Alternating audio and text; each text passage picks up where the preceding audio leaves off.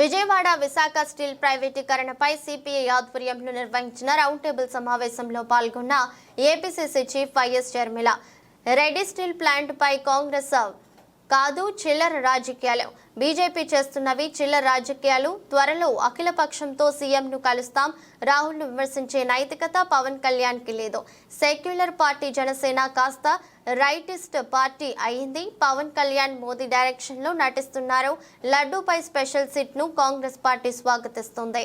రాహుల్ గాంధీ గారి గురించి మాట్లాడుతున్నారు అంటే ఈరోజు ఒక్కసారి పవన్ కళ్యాణ్ గారు మీరు ఒక్కసారి పరిశీలన చేసుకొని చూసుకోవాలి. అధికారం వచ్చిన తర్వాత మీ వేషం మారిపోయింది, మీ భాష మారిపోయింది. ఎందుకు అని అడుగుతున్నాం, ఎందుకు ఇంత రాజకీయం అని అడుగుతున్నాం.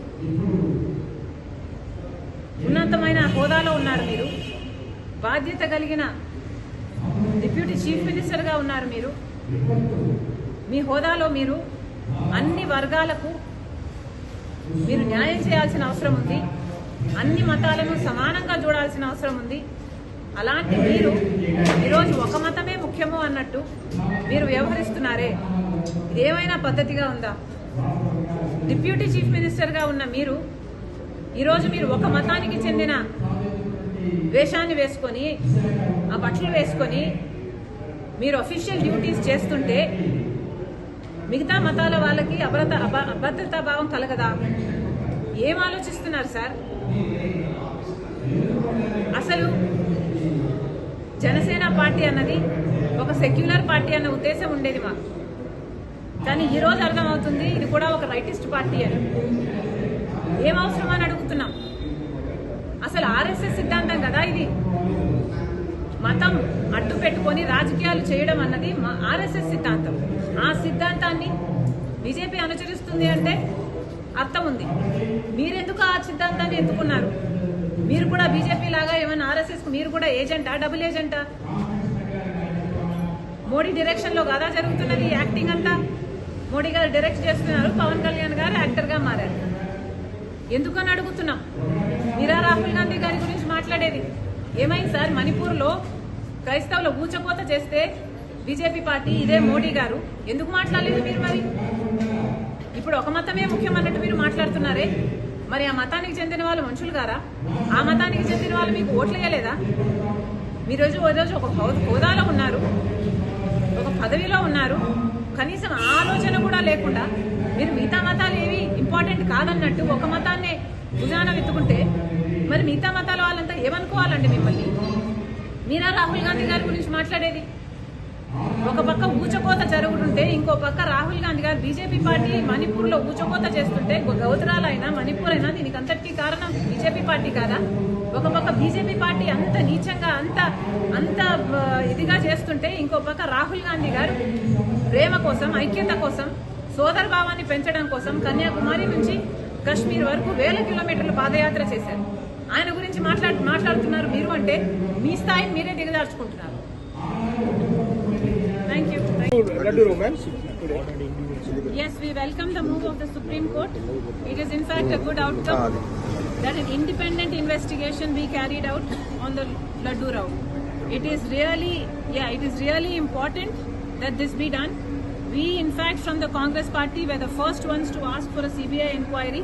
We wrote to the Union Ministry about this. We went to the governor regarding this. We also wrote to the Supreme Court asking for a suo motu. So God's grace, this has come to pass now. We are seeing that the Supreme Court has ordered an investigation that is independent, and we welcome this. And also we were the ones who spoke that this should not be politicized. But thank God it's all come to a good outcome. Thank you. Statement చేశారు. Congress party Vizag steel గురించి చిల్లర రాజకీయాలు చేస్తుంది అని HD Kumaraswamy గారు, ఉక్కు శాఖ మంత్రి, ఒక స్టేట్మెంట్ చేశారు. అయ్యా, చిల్లర రాజకీయాలు చేస్తున్నది కాంగ్రెస్ పార్టీనా బీజేపీ పార్టీనా? ఒకసారి ఆలోచన చేసుకోవాల్సిన అవసరం ఉంది. అయ్యా, మీకు నిజంగానే విశాఖపట్నం స్టీల్ మీద చిత్తశుద్ధి ఉంటుంటే మరి ఇన్ని రోజులు విశాఖ స్టీల్ని ఎందుకు ఆదుకోలేదు? విశాఖ స్టీలు నాశనం అయిపోతుంటే గత 10 సంవత్సరాలుగా ఒక్క రోజైనా దాని దిక్కు చూశారా? చిల్లిగవ సాయం అయినా చేశారా?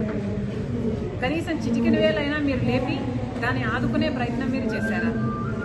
అసలు విశాఖ స్టీలు నష్టాల్లో నడిచింది ఎప్పటి నుండి? ఎన్డీఏ ప్రభుత్వం వచ్చినప్పటి నుంచి కాదా? యూపీఏ ప్రభుత్వం నడిచినంత కాలము లాభాల్లోనే నడిచింది విశాఖ స్టీల్. సంవత్సరము లాభాలే చూపింది. ఆఖరికి యూపీఏ 2014 వరకు కూడా విశాఖ స్టీల్ లాభాలు 12,000 కోట్లు అయితే తీరా ఎన్డీఏ ప్రభుత్వం వచ్చినాక దాన్ని అన్ని విధాలుగా దాని చేతులు కాళ్ళు నరికే ప్రయత్నం చేస్తే ఈరోజు 23,000 కోట్లు నష్టాలలో ఉంది విశాఖ స్టీల్. మరి చిల్లర రాజకీయాలు ఎవరు చేస్తున్నారు? విశాఖ స్టీల్ను ఆదుకోకుండా చిల్లర రాజకీయాలు చేస్తున్నది మీరు కాదని అడుగుతున్నారు. 4,200 మందిని ఉద్యోగాల నుంచి తీసేస్తే మేము హుటాహుటిన ఉరుక్కుంటూ వెళ్ళి మేము నిరాహార దీక్ష చేస్తామని బెదిరిస్తే కదా మీరు దిగొచ్చింది, వాళ్ళకి మళ్ళా ఉద్యోగాలు ఇచ్చింది. మరి చిల్లర రాజకీయాలు మేము చేస్తున్నామా లేకపోతే మీరు చేస్తున్నారా? మీరు నిజంగానే విశాఖ స్టీల్ని కాపాడే వాళ్ళైతే 4,200 మందిని ఎందుకు తొలగించారు? వాళ్ళని తొలగించడమే కాకుండా కాంట్రాక్ట్ ఉద్యోగస్తులు 14,000 మంది ఉన్నారంట. వాళ్ళకు పర్మనెంట్ చేయకపోగా ఉన్న వాళ్ళని కూడా తొలగిస్తే మీరా విశాఖ స్టీల్ని కాపాడేది? ఇప్పటికీ కూడా పర్మనెంట్ ఉద్యోగస్తులకి కూడా హౌసింగ్ అలవెన్స్లు మాకు రావట్లేదు అంటున్నారు. ఇక కాంట్రాక్ట్ ఉద్యోగస్తులు అయితే అసలు 4 నెలలు 5 నెలల నుంచి అసలు మాకు జీతాలే లేవు అంటున్నారు. మీరా కాపాడేది విశాఖ స్టీల్. విశాఖ స్టీల్ ఆదుకోవాలన్న ఉద్దేశమే మీకు ఉంటే ఎన్ని రకాలుగా ఆదుకొని ఉండకూడదు? 10 సంవత్సరాల అధికారంలో ఉన్నారే, గాడిదలు కాసారా? క్యాప్టివ్ మైన్ ఏమైంది? ఎందుకు ఇవ్వలేదు? సెయిల్లో మర్జర్ ఎప్పటి నుంచి అడుగుతున్నారు, ఎందుకు చేయలేదు? కనీసం ఎలక్ట్రిసిటీ కోసం కోల్ సరఫరా కూడా కనీసం మీరు సాయం చేశారా? కనీసం లాజిస్టిక్స్ పరంగా పోర్టులో, గంగవరం పోర్టులో లాజిస్టిక్స్ పరంగానైనా మీరు ఏమైనా కాస్ట్ ఎఫెక్టివ్ మెజర్స్ తీసుకున్నారా? ఒక బెయిల్అవుట్ ప్యాకేజ్ ఏమైనా అనౌన్స్ చేశారా? సంవత్సరం కనీసం జీతాలు కూడా ఇచ్చుకునే పరిస్థితి లేదు. ఆదుకున్న మొఖాలు కాదు మీ. ఈరోజు మేము చిల్లర రాజకీయాలు చేశామని మాట్లాడుతున్నారా? సిగ్గుండాలి.